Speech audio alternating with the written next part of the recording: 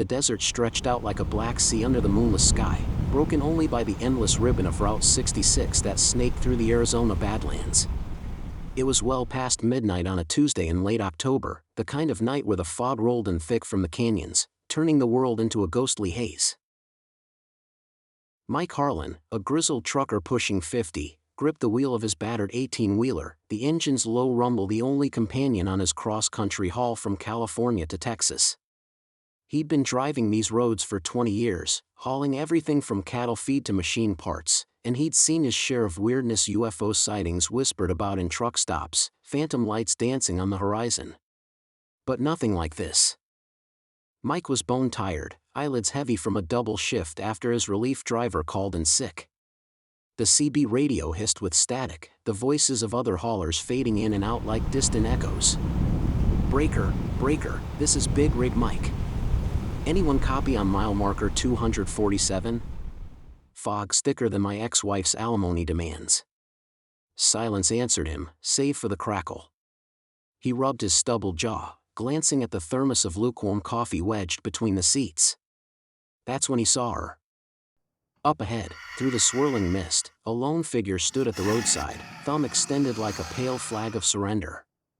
She was a vision out of time, a woman in her late 20s, maybe, dressed in a flowing white gown that caught the faint glow of his headlights like moth wings. Her hair was raven black, tumbling loose over slender shoulders, and her skin. God, her skin was unnaturally smooth, almost luminous in the gloom. No jacket against the chill? No backpack? Mike slowed the rig, his mind racing through the checklist he'd drilled into himself: never pick up strangers after dark. But the fog was closing in, visibility dropping to yards, and something about her tugged at him, a flicker of vulnerability, or maybe just the loneliness gnawing at his gut since his wife left him for a desk jockey in Phoenix. He pulled over with a hiss of air brakes, the truck shuddering to a stop. The passenger door creaked open before he could even lean across to unlock it. She slipped inside like smoke, folding her long legs beneath her without a sound. Up close, she was even more striking: high cheekbones, full lips painted a faded crimson, and eyes the color of storm clouds, fixed not on him but on the dashboard, as if reading secrets in the dials. "Where to, miss?" Mike asked, his voice rougher than intended. He shifted the truck into gear, the beast roaring back to life. She turned her head slowly, just enough for him to catch the faint scent of jasmine and something metallic, like old pennies. She murmured. Her voice was soft, like dry leaves skittering across pavement, carrying a faint accent he couldn't place: southern, maybe, or something older. "The old mill. Just up the road. You know the one." Mike nodded, though he didn't. There were ruins aplenty along this stretch, abandoned ghost towns from the gold rush days, crumbling adobe and rusted silos swallowed by sand, but nothing he'd call a mill. He shrugged it off. Every hitcher had their spot. "Name's Mike. What's yours?" A pause, longer than it should have been. The radio, silent moments before, suddenly sparked to life on its own, the dial spinning lazily to a station buried in the static. A crooner's voice filled the cab, tinny and warped. "And the moon glows tonight on the old wishing well." Some forgotten jazz number from the 50s, the kind his father used to hum while polishing his Chevy. "Evelyn," she said finally, her lips curving into a smile that didn't reach her eyes.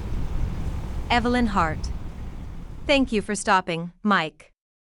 Not many do, these days." He chuckled nervously, eyes flicking to the mirrors. The fog pressed against the windows like curious fingers. "Yeah, well, chivalry ain't dead. Just buried under a pile of speeding tickets. Small talk to fill the void. You from around here? Heading home?" Her gaze drifted to the window, where the landscape blurred into nothingness. "Oh, I've been gone a long time. But this road, it calls you back, doesn't it? Like a promise you can't break." She traced a finger along the armrest, leaving a faint trail of frost on the cracked vinyl. Mike shivered, cranking the heater higher, but the chill lingered, seeping into his bones. The miles ticked by in uneasy quiet, the truck's headlights carving twin tunnels through the mist. Mike tried the radio again, but it stayed locked on that eerie tune, the singer's voice looping endlessly, shadows dance where the lovers fell. He stole glances at Evelyn, her posture too still, like a mannequin propped in the seat. No breathing that he could see, no fidgeting. Just those eyes, unblinking, reflecting the dashboard lights in pinpricks of green. You ever hear stories about this stretch? They say Route 66 isn't just a road. It's a vein, pumping the evil through the dark. Folks die out here. Sure. Truckers love their ghost tales. Lady in White, vanishing bridges, that kind of thing. But it's all hot air and bad coffee. Concerned, Mike's grip tightened on the wheel. Stories? Ahead, a sign loomed out of the fog, abandoned, do not enter. Hart's Mill closed 1952. His stomach twisted. Hart? As in Evelyn Hart? She leaned forward, peering through the windshield. There it is. Slow down, Mike. We're almost home. Frightened, Mike eased off the gas, the truck's tires crunching over gravel as he swung into the overgrown lot. The air grew heavier here, thick with the scent of damp rot and something sharper, gasoline? Blood? He killed the engine, the sudden silence deafening. This the place? His voice echoed oddly in the cab. Evelyn turned to him fully for the first time, and Mike's blood ran cold. There it is. Slow down, Mike. We're almost home. The mill emerged like a skeletal hand from the earth, a hulking relic of weathered stone and splintered beams, its will long rotted away, choked by mesquite and tumbleweed. Vines strangled the walls, and broken windows gaped like empty sockets. Her form shimmered at the edges, not solid but fraying, dissolving into wisps of shadow that pooled at her feet like spilled ink. Those storm cloud eyes held no warmth, only a bottomless hunger. Yes, she whispered, her smile widening to reveal teeth too sharp, too white, glinting like shards of bone. This is where it happened. July 14, 1952. I was riding with my sweetheart, Tommy. We were eloping, you see, running from his family, from the war that took his brother. The road was slick with rain, and he swerved to miss a coyote. We hit the ravine. Tommy died on impact. I lingered, screaming for help that never came. Tommy's shadow followed me from the wreck, clinging, jealous, hungry for company. It took me weeks to crawl from that ditch, but the shadow, it stayed. And now it's yours. Mike's heart hammered against his ribs. He fumbled for the door handle, but his hand passed through it, or no, through her. She wasn't there, not really.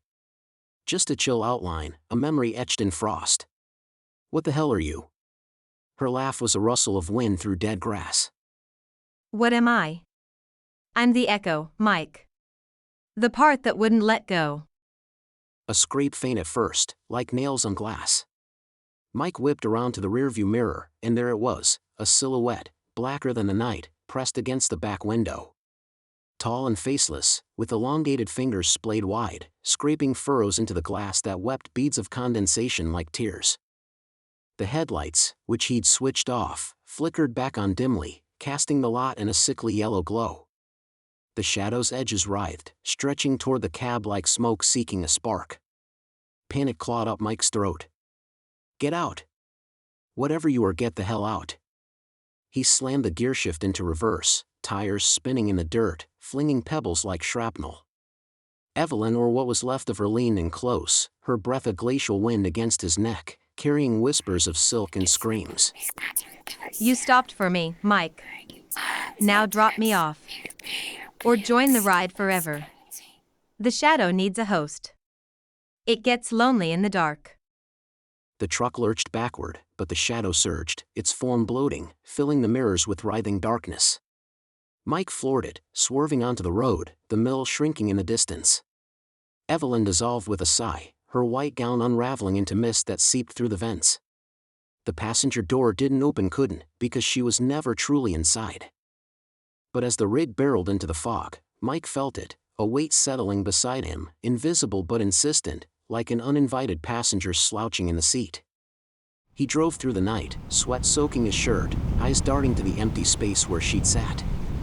The radio played on, that damn song looping eternally. By dawn, the fog burned off, and the road stretched clear to the horizon. Mike pulled into a diner at the next town, hands trembling as he poured coffee. The waitress eyed him funny. "You look like you've seen a ghost," Honorable he forced a grin. "Nah. Just a long night." But when he glanced at a shadow on the booth wall cast by the morning sun, it didn't match. It was too long, too thin, with fingers that twitched on their own. That was 3 years ago. Mike still drives Route 66, night after night, his rig a wandering tomb on wheels. He doesn't pick up hitchhikers anymore, but they find him anyway. Echoes in the fog, whispers on the wind. The shadow rides shotgun now, patient and possessive, its eyes gleaming in every rearview glance. Folks at the truck stops say they've seen him, big rig Mike, face gaunt and haunted, accelerating past offers of rest, muttering about a mill that doesn't exist on any map. And if you ever find yourself on that lonesome highway, fog curling like fingers around your tires, listen for the scrape on your window. Because the hitchhiker left her shadow behind. And it's always looking for a new ride home.